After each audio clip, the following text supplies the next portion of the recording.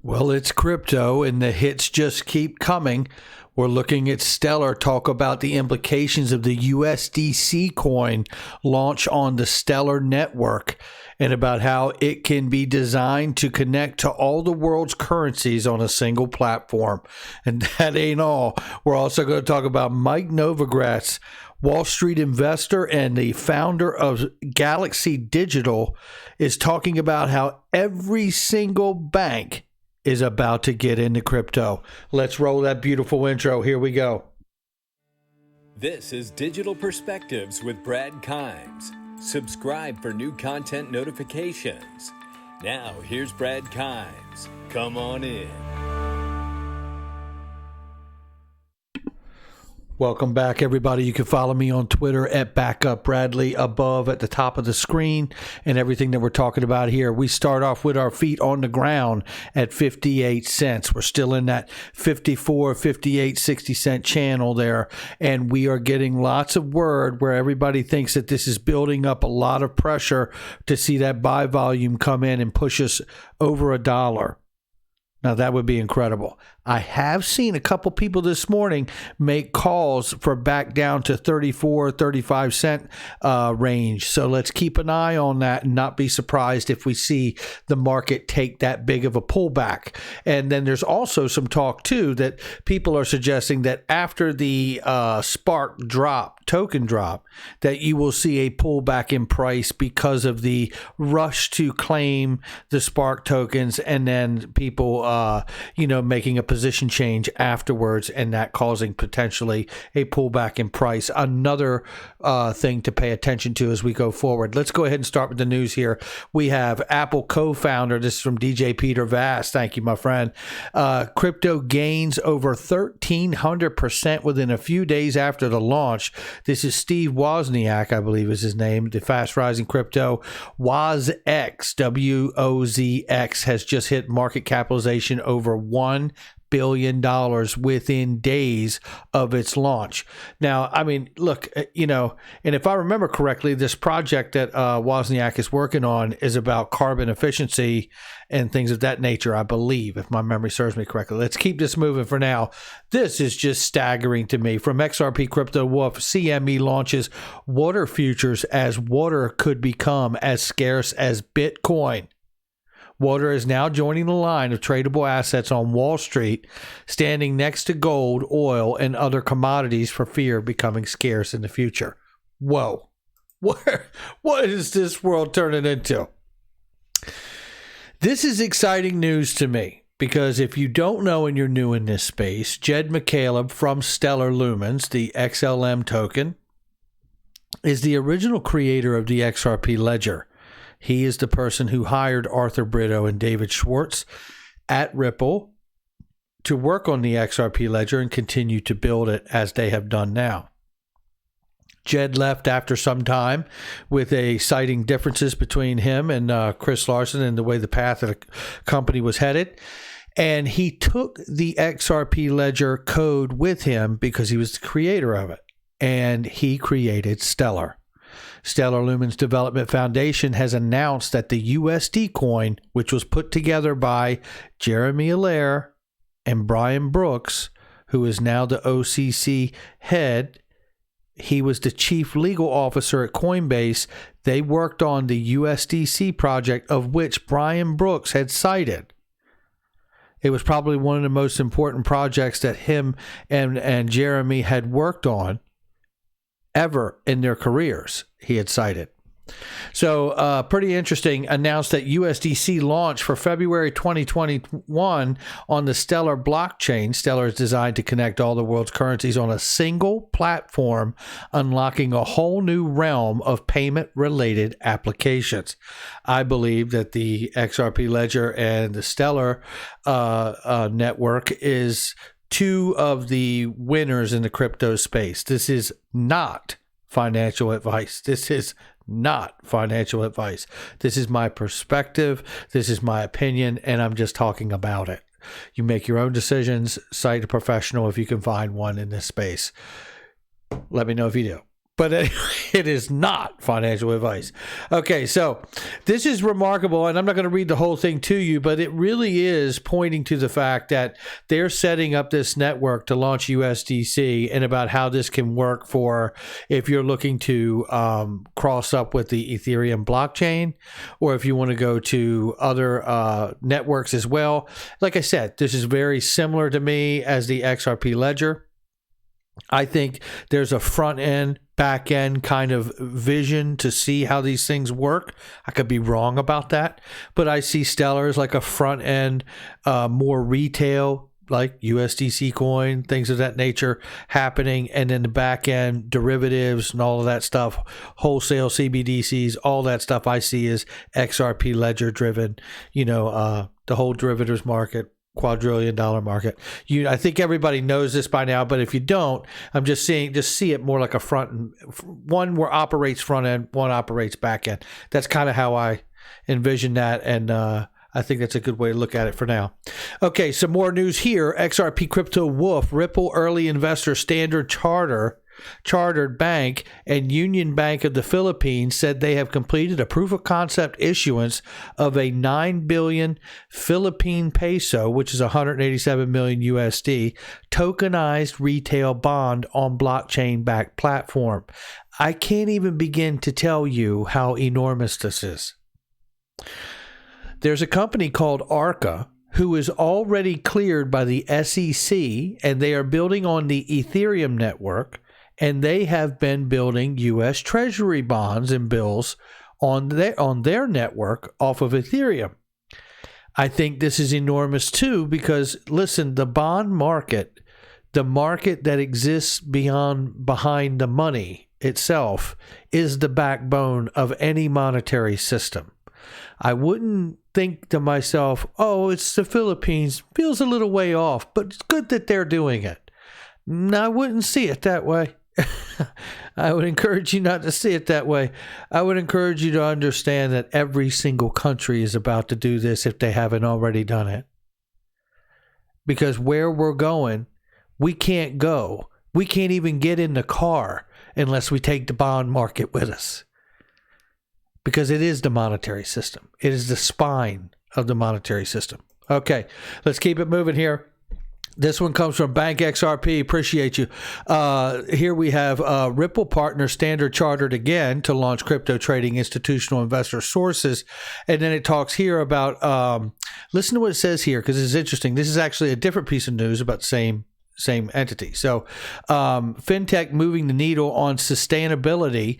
We will explore how fintech disruptors can help to reduce carbon emissions and open up new opportunities. This is from May 26, 2020. And if you go down in here, it does cite Ripple, and it says such collaboration needs to involve public institutions and private sector. For instance, Standard Chartered has partnered with global trade and payment system Ripple to increase the transparency, consistency of the transactions. More recently, the bank joined the Enterprise Ethereum Alliance, where it will collaborate with other industry leaders to set best practice and standards for blockchain. See, now, this is, I think, just a great little caption here to encompass how I personally see the space going forward. You hear Ripple being mentioned, right? You just heard news about Stellar launching the USDC coin. You see Ethereum Alliance here from Standard Chartered, who's joined that alliance, just telling you that they're already using Ripple. A convergence is what I see. Not this crypto maximalist approach. The reason I cover my channel and really come from a place of XRP isn't so much, believe it or not, of a maximalist approach. It's that I believe I understand the application of the asset. Because XRP, as I said before, front end, back end, I see it as back end, and I see it not just as a digital asset, but a digital asset that will be a part of the framework of the entire digital asset space. Just like the open protocols of the internet we're using now, I think the XRP ledger, potentially the XLM ledger, will be just as important to the internet as what we're using now to communicate. I really do. But not financial advice again. Okay, so looking here is some more information here where it goes back in time and shows the connection between Standard Chartered and Ripple themselves, and which owns digital currency and is being carried at fair value, which is a nice little side note to see that written by Standard Chartered. And shout out to Bank XRP for that as well. All right, so now here's the part I really wanted to get to here, because look, we see, what do we see? Let's look at the whole picture here.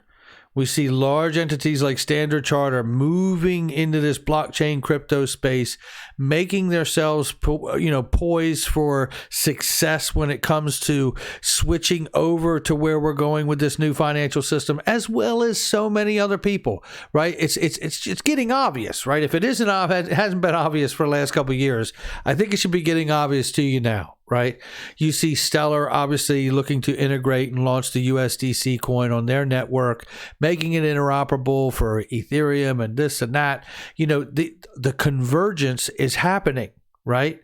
The internet we're using right now, again, is many, many layers of protocols working together as a federated unit, acting as one single layer. Right? And that's what I see happening here. When you take Ethereum and XRP Ledger and Stellar, and I see all of them converging, and Flare network too, potentially, right? You see all of these protocols and network systems working to interoperable together. That to me is where we're going. Here we have a comment, again, another fantastic interview from Julia Chatterley. You're going to see every single financial institution forced into this space. Now, let me go ahead and give you this line, because first of all, the whole 8 minutes is wonderful, but I'm not going to put you through it, but it really is great. And let me just see right here at 3 minutes, let me give you the gold right here. And just a little back further here. And I'll let it play from right here. Here we go. Check it out. It works for this time and place perfectly. The second big story is the digitalization of everything, which is happening. And we're at the beginning innings of rebuilding the infrastructure that American and global business will be done on in the future. And that most likely happens on the Ethereum blockchain. You're seeing almost every country look at central bank issued digital currencies. The Chinese have started their experiment. It will be ramping up over 2021. The U.S., you saw Visa recently announce that they'll do a partnership with USDC, which is a stable coin, right? A dollar-backed cryptocurrency. Visa's got 30 million merchants around the world. And so all of a sudden, the world is going to go from bank accounts to wallets. And people are going to hold their value, their dollars, their Bitcoin, their movie tickets on their phones. The banks are going to have to rush into this space, and you're starting to see it. PayPal was a huge event this year. And mark my words, I saw there was a big Japanese bank that decided to get, Spanish bank that decided to get into cryptocurrency just this morning. I think it was BBVA, I believe, if I'm not mistaken. Keep going. Both trading and custodying. And you're going to see every single financial institution forced into this space. Woo! Every single financial institution will get forced into this space. Mike Novogratz from Galaxy Digital, Wall Street investor. This is big. This is big. And he pushes forward in that interview. And he even says that I would recommend the net worth. And actually, let me, I have it marked out here. Let me get it open here so you can hear it. It's only 1 minute. Listen to what he says about the allocation to the to your portfolio versus what people did see. Julia, again, a great conversation with Julia Chatterley here, and talking about a 1% allocation. Where's he stand when he's talking to people about making these recommendations about where and how much of their money to put into this? Listen to this. Listen, put some money to work here. That used to be our story. It was to tell people, hey, put 1 to 2% of your net worth in Bitcoin. Worst that's going to happen, you're going to lose a little bit of it. And the best, you're going to make a whole lot of money. I've changed my tune a little on that, given the stability around Bitcoin. I now think it can be a more significant part of people's portfolio. If I look at the macro space, so I think, a new investor could put 5% into Bitcoin. Bitcoin's not going back to zero. This idea that it could go to zero is not right anymore. It could certainly trade back to 14,000. You could lose 30, 40%, but you're not losing 80, 90% of your money. There is too much infrastructure built. There is too much of a community that believes in this as a store of value. And so we'll see volatility come lower. And so I'm pushing people up to 5% allocations. That's pretty impressive. And I will say, in full disclosure, when this interview started, shout out to Julia Chatterley, because when this started, she threw up a graph and she gave XRP the green light. Look at this. XRP up 148% over the gains of Bitcoin, just slightly, but nevertheless. And she gave XRP some face time, which is really nice too, right? I just thought that was really amazing that XRP even, was shown on a graph on mainstream media like that. So that was really good. Ethereum up 273%. I tell you something, I didn't realize it was up that much. And shout out to Ethereum and everything going on there. But look, ultimately, what's Novogratz telling you? He's telling you from seeing the large institutional clients come into his business. He's telling you where they're going. He's telling you what the conversation is. He's laying it down. He's letting you know, I'm on the phone every day. The people that work at my company are on the phone every day with the people with real money to unlock for hedge funds and things of that nature. His recommendation is no longer 1% or 3% allocation. It's 5%. Because he knows it's a safe bet for him coming from where he's coming from. And now I will say, he was asked about the 3 coins that are shown here in the diagram, and he only responded to Bitcoin and Ethereum and would not comment on XRP. He just changed the subject. But, full disclosure on that. But what I want to remind everybody of is that listen to what Mike Novogratz is telling you about the large institutional clients and the money coming into this space and what their thoughts on allocation are. The conversation is 5%. Get your toe in 5% at least, right? So then you take the USD coin and what's happening there with the Stellar Network and the USD coin. And then you combine that with Standard Chartered, getting into the blockchain game very deeply. We see all of that happening. And then we come to the news from yesterday. We just found out that the G7 strongly supporting regulation of digital currencies. The U.S. Treasury Department said in a statement after a virtual meeting of the officials. Did you hear what I just said? Shout out to Life's Tough Media, by the way. G7 strongly supporting the regulation of digital currencies. It doesn't get any bigger than the G7. Are you hearing this? Hello? Get your dirty socks off the coffee table and put the Cookie Crisp down. The G7 has just said they're strongly supporting regulation for digital currencies, and the U.S. Treasury Department said in a statement reaffirming this whole notion. Are you kidding me? No, I'm not kidding you, actually. It's real. And what else is real here, because it's worth noting again, and I'm going to keep noting it because we get inundated with so much news every day in the crypto space, it can wash over you. But the reality is the G7 officials reiterated their support for a G7 joint statement on digital payment in October, which we went over that PDF file. It was hugely bullish for getting digital currencies into payments across the border, or cross-border, which said digital payments could improve access to financial services and cut inefficiencies and costs, but should be appropriately supervised and regulated. And I say to you, that is the biggest high sign that everybody's regulatory agency needs to go out and deem those particular protocols, whether it be the XRP ledger or the XLM network or whatever else, or the Ethereum network, and get these protocols that are moving value, not just information, but money, Oh, and if we're going to move money, this is going to make them systemically important to financial market infrastructure, which could mean that FSOC, the Financial Stability Oversight Council from the Treasury, comes in and uses the Dodd-Frank Act to their benefit to deem the XRP ledger and maybe a couple other protocols as exactly that, systemically important financial market utilities or infrastructure. And we will see them held to a heightened prudential as we see other things that are underneath of that same designation, which would fall under like clearinghouses that settle derivatives to the tunes of enormous amounts of money, certain banks. So this designation isn't out of the clear blue sky. This designation is relative because we're talking about payment networks, is the way Brian Brooks says it. So this gets more interesting by the day, doesn't it?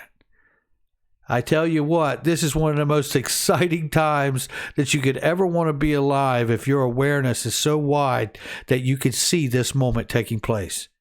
All right, that's going to do it for me. Make sure you hit the like and subscribe. Leave a comment below and hit the notification bell. Make sure you check out all the links in the description box and the comment section. I want to give a shout out to iTrust Capital. If you haven't checked them out, it is the best crypto IRA offering. IRA offering, in the space. Make sure you check that out for sure, no doubt about it. And I will catch all of you on the next one.